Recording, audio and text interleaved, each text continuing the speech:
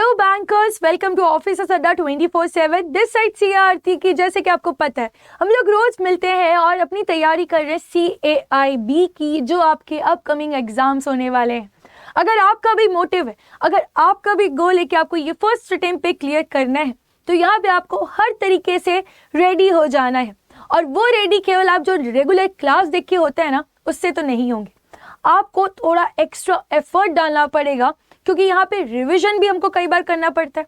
तो वो रिवीजन पे आपको सपोर्ट करने के लिए हम लोग लेके आते हैं 10 मिनट्स शो, जहाँ पे हम लोग रोज बात करते हैं छोटे छोटे टॉपिक से कि कैसे ये टॉपिक्स हमें इफेक्ट करेंगे हमारे अल्टीमेट न्यूमेरिकल्स केस स्टडीज को सॉल्व करने के लिए।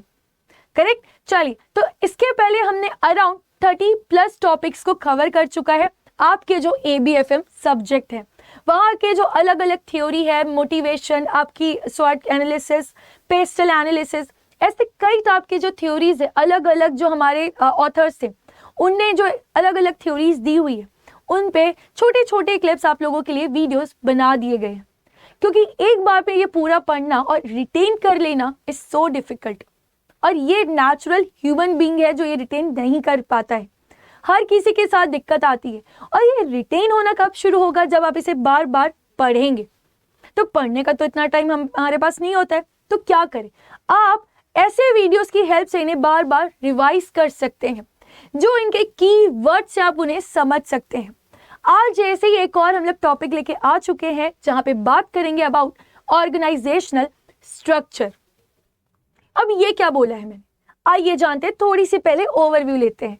देखिए, कोई भी ऑर्गेनाइजेशन में जब काम शुरू होता है या ऑर्गेनाइजेशन फॉर्म होती है, तो सब ऑर्गेनाइजेशंस चाहे बॉटल ही क्यों ना बना रहे हो, बट उनका वर्किंग अलग होगा। करेक्ट। जैसे आप देख लेंगे, अगर बहुत सारी इंडस्ट्री है, सब कार जरूर बना रही है, बट सबका वर्किंग वे, उनका जो ऑर्गेनाइजेशनल अंदर स्ट्रक्चर होगा वो अलग होगा। वो सारे अपने अपने ऑर्गेनाइजेशंस में अलग अलग अपने अपने वे से काम करते होंगे। अल्टीमेटली हिंदी में मैं यही कहना चाह रही हूँ कि जो सब अलग अलग ऑर्गेनाइजेशन है, though they are producing same product, bottle ही बनाना है, बट वो बॉटल कैसे बनाना है वो सब अपने अपने हिसाब से बनाएंगे। कैसे ऑर्गेनाइजेशन में कंट्रोल रखना है वो अपने हिसाब से डिसाइड करेंगे। कौन सा लेवल किस टास्क के लिए रिस्पॉन्सिबल होगा वो अपने हिसाब से बात करेंगे। अगर हम कोई ज्यादा बड़ी बात ना करें तो बैंकिंग की ही ले लेते हैं। अब कल्चर जो ऑर्गेनाइजेशन का है वो कहीं ना कहीं चेंज हो जाता है। करेक्ट।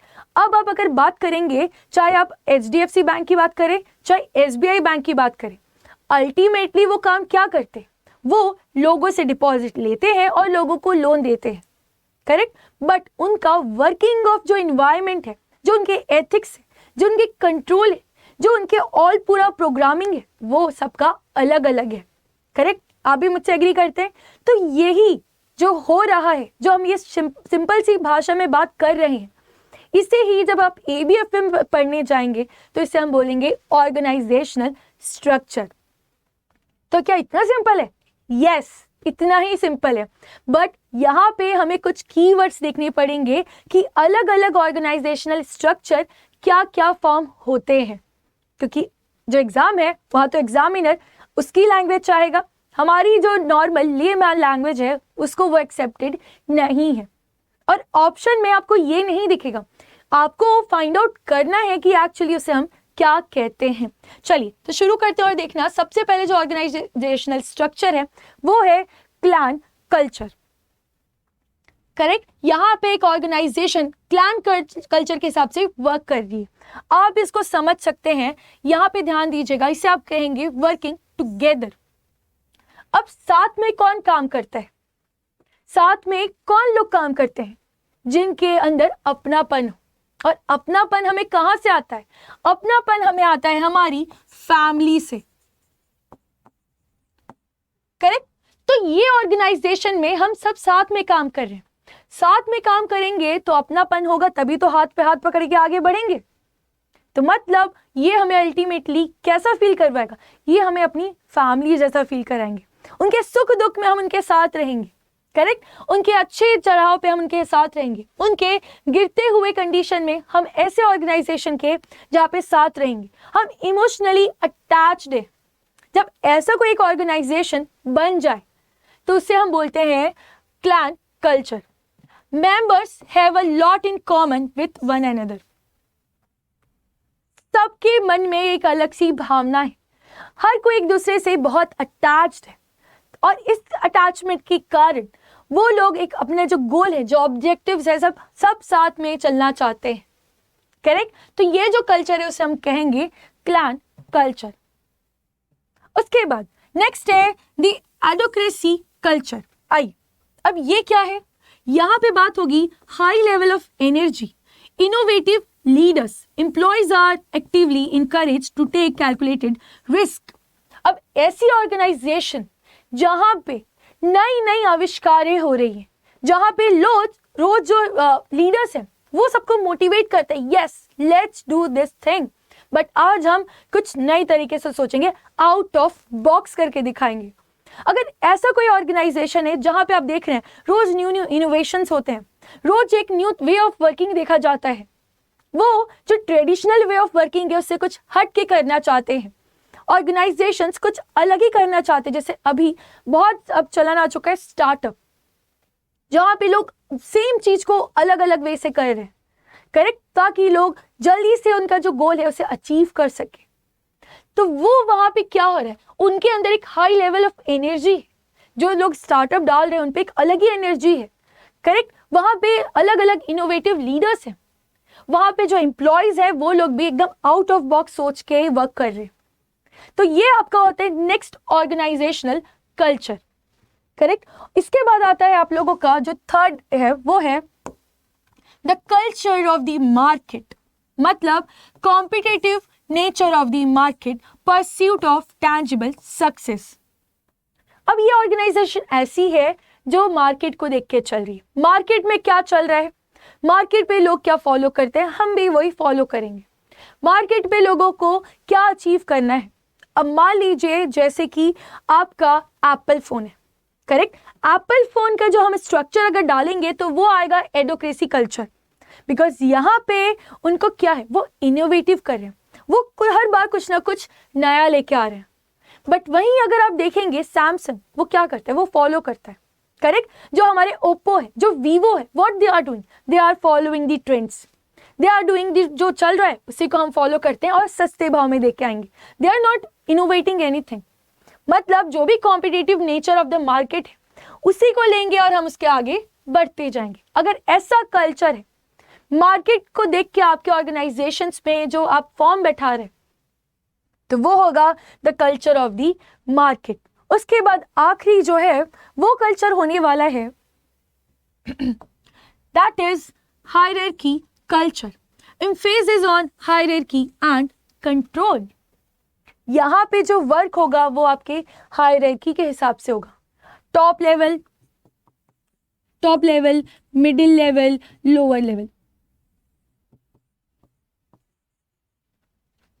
पूरे ऐसे हायरार्की से होगा, करेक्ट। पहले ये जो भी बड़े काम है वो बड़े लोग लेंगे, उसके बाद वो धीरे धीरे लोअर लेवल लोगों तक पूरी चीजों को बताया जाएगा।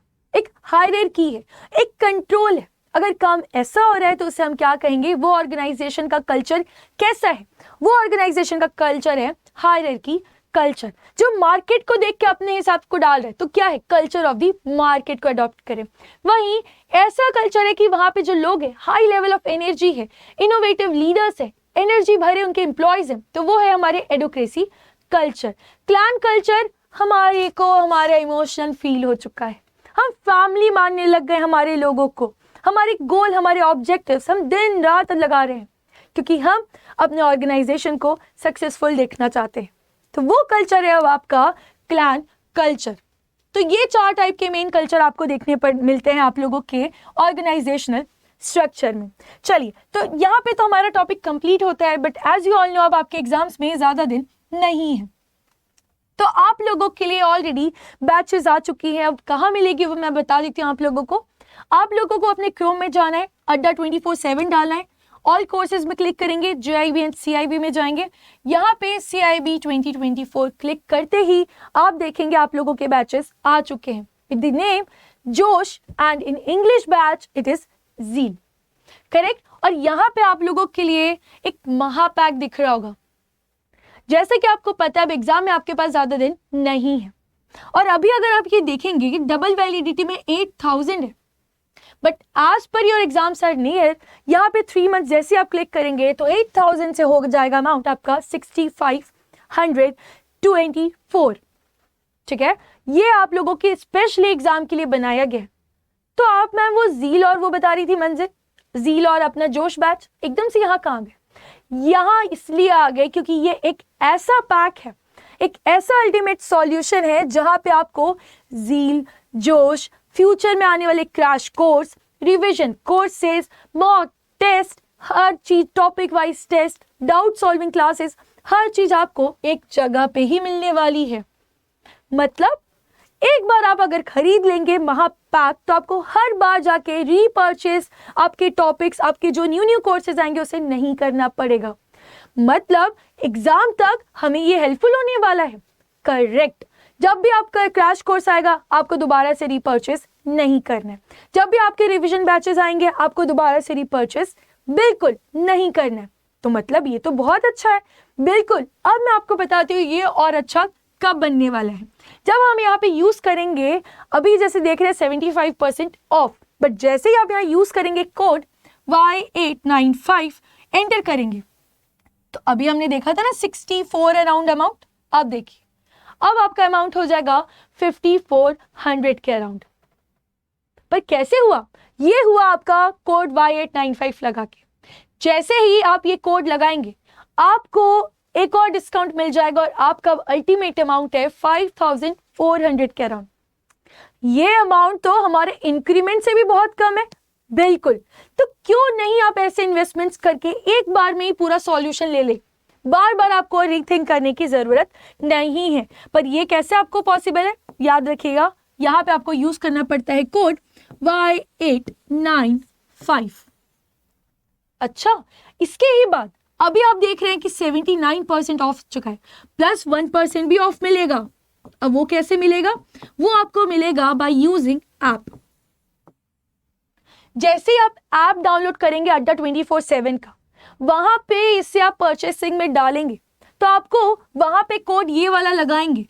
ये कोड लगा के तो जब ये टोटल डिस्काउंट आप देखेंगे तो हो जाएगा वहां पे आपको 80% का ऑफ, करेक्ट। इतना ऑफ और इतना बड़ा प्रमोशन, वो भी एक ही जगह इन्वेस्ट करके होगा। याद रखिए ऐसे इन्वेस्टमेंट्स आपको बिल्कुल फ्रूटफुल होते हैं। चलिए, तो आज का सेशन हम लोग यहीं तक रखते हैं। इन केस आपको कोई भी डाउट है बैचेस से रिलेटेड, टॉपिक से रिलेटेड, आप मुझसे कमेंट्स में जरूर पूछ लीजिएगा। और अगर आपको ये सेशन पसंद आया होगा तो लाइक जरूर करिएगा, शेयर करिएगा और हमारे चैनल को सब्सक्राइब करिएगा, बिकॉज जो भी अपडेट्स आती हैं हम जल्दी से जल्दी आप तक पहुंचा देते हैं। तो if you are a new person जो आप तैयारी करने वाले हैं तो आप लोगों के लिए हम बहुत हेल्पफुल होंगे। आप हमारे वीडियोस को भी देख के पता लगा सकते हैं। Thank you for watching and happy learning.